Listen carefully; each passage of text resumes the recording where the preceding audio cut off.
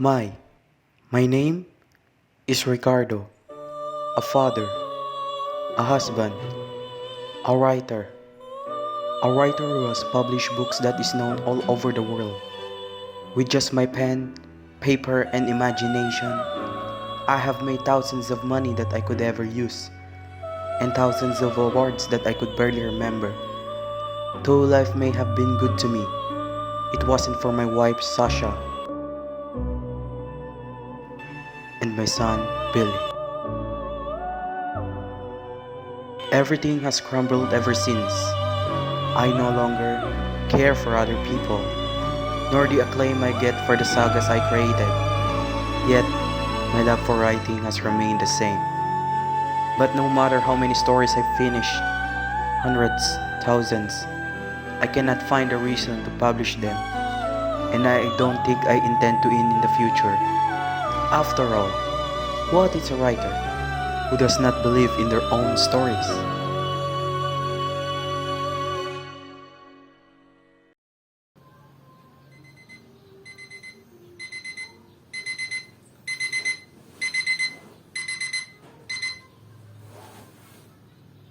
I should get ready to visit my son.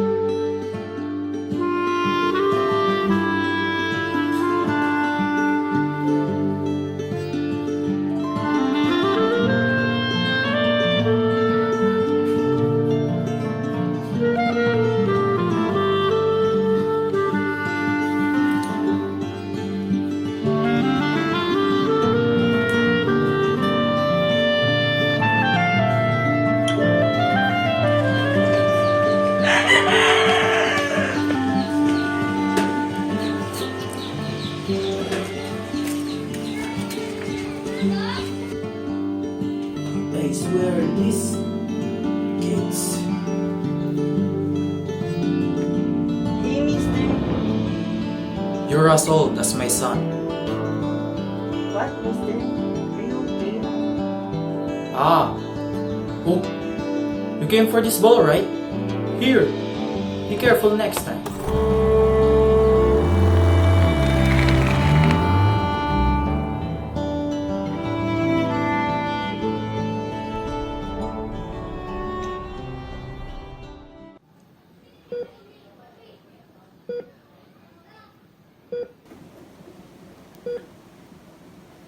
Oh, Mr. Ricardo, finally here.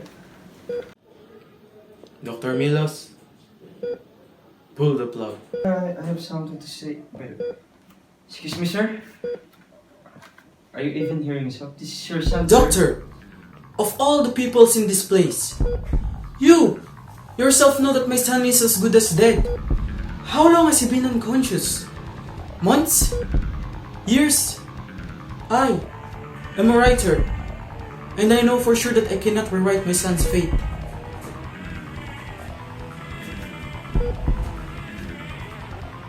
Release my son from pain. Please. I know what I said. Do it. Right away, sir.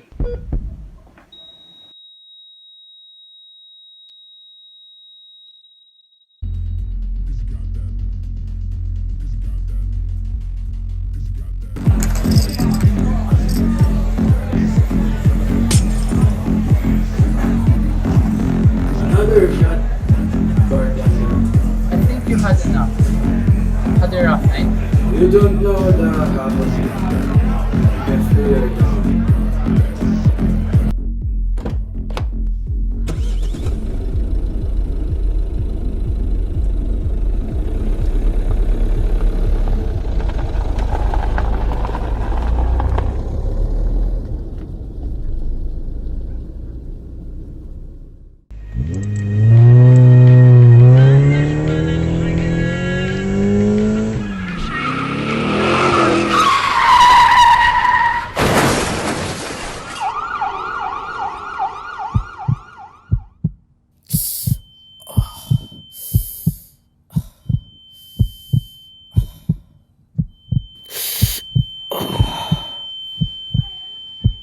Hold on, sir. You'll be fine. Just give me a moment. What the...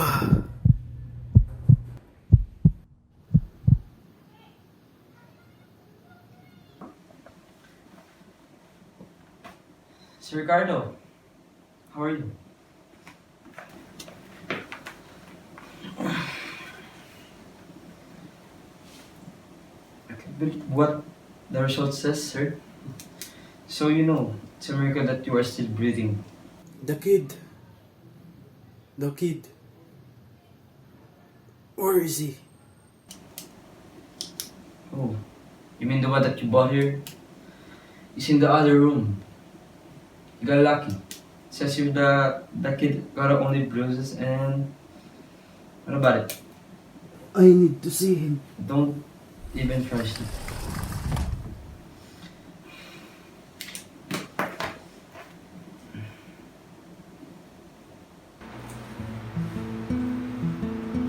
Why, kid? What? And I have a name. My name is Big, mister. You're Ricardo, right? The popular writer. How did you know? I used to read your books and watch your interviews. I even wrote a report about one of your books, The Life of Gachi. Why did you follow me? How did you get into the You car? left your car door open. I followed you at the hospital, got in, and hid at the back of your car. You could have died.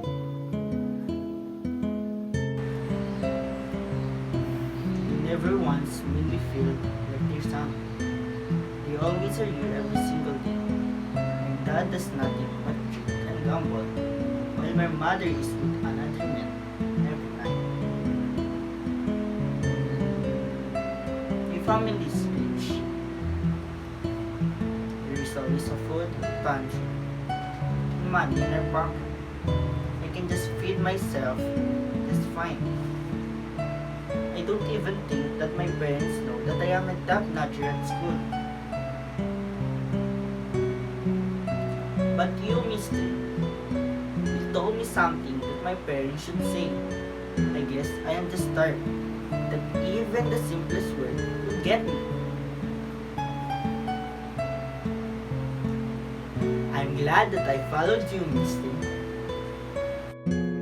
For once, I felt like a father again. Coming.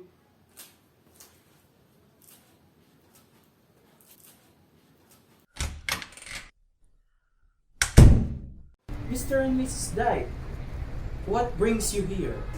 We are sorry to interrupt you, Mr. Ricardo, but my son Wade is looking for you.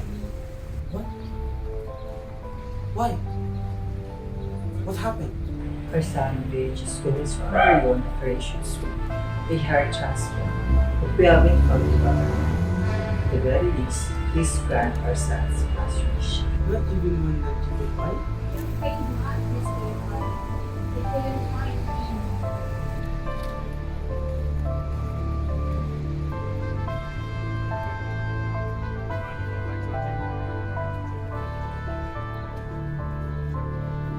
Give me a moment.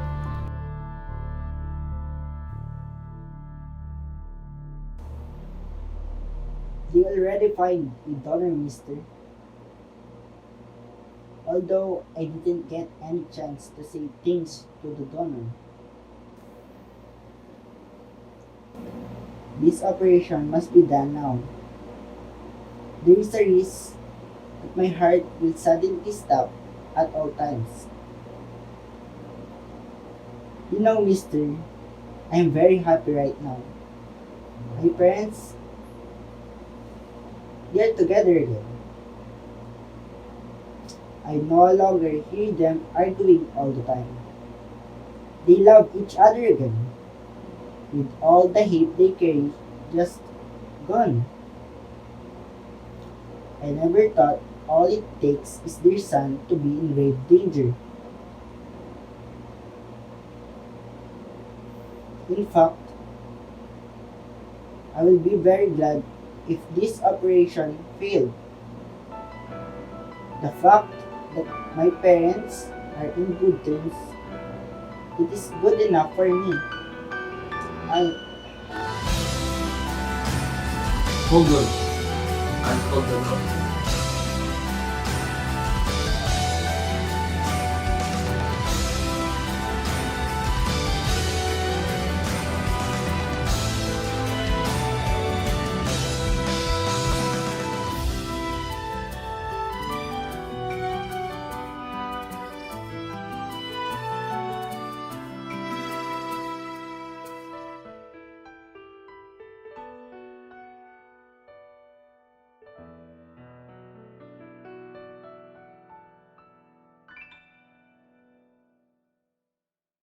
Welcome.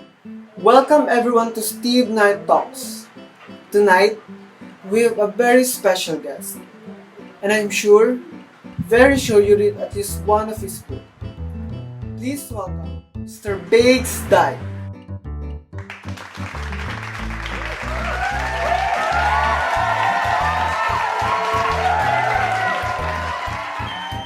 So, Mr. Biggs, or as the awarding call you, Mr. Biggs Time, I'll just get the question that is everyone thinking right now.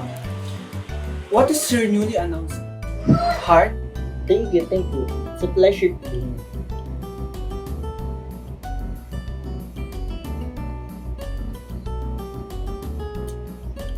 This book is very, very special to me.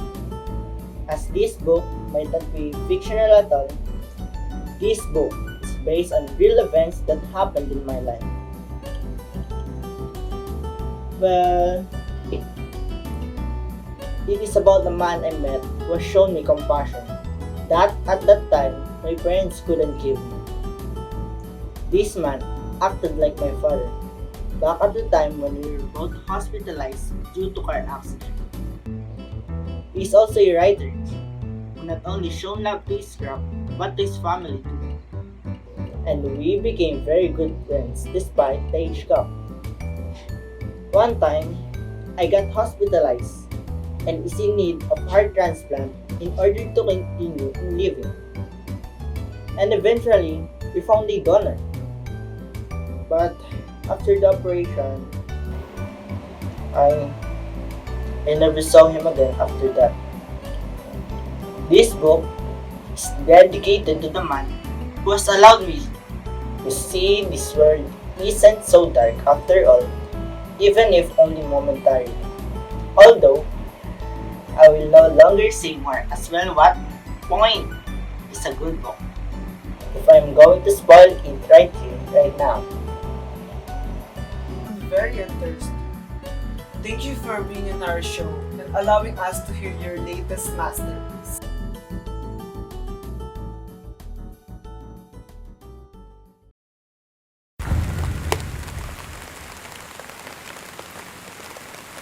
To Babe, the boy that has shown me love and compassion in a big world. If you are able to read this, that means that operation is successful. It also means I am no longer alive. You have shown me and allowed me to do again the things that I have lost. You acted like a friend in your time of need, and you acted like my son in his absence. Perhaps God gave you to me to help me find my way back into being a new person. His way of showing me that there is still so much to live for. Now, I only wanted our Lord God to forgive me for my selfishness, my lack of care towards others, as I already forgiven myself for my blindness to emotion due to my confused heart. And I'd like to believe I redeemed myself truly. Thank you for the time you spent with me, and acting as like a shepherd to this lost sheep in order to find my true purpose in life. Thank you. Thank you. Thank you. And now, it is my turn to give back to you. You are too young to leave this mortal plane. You have a lot of potential. I cannot allow that. Keep on living for our sake. And so I offer my final sacrifice. I offer you my heart. Goodbye, friend, recover.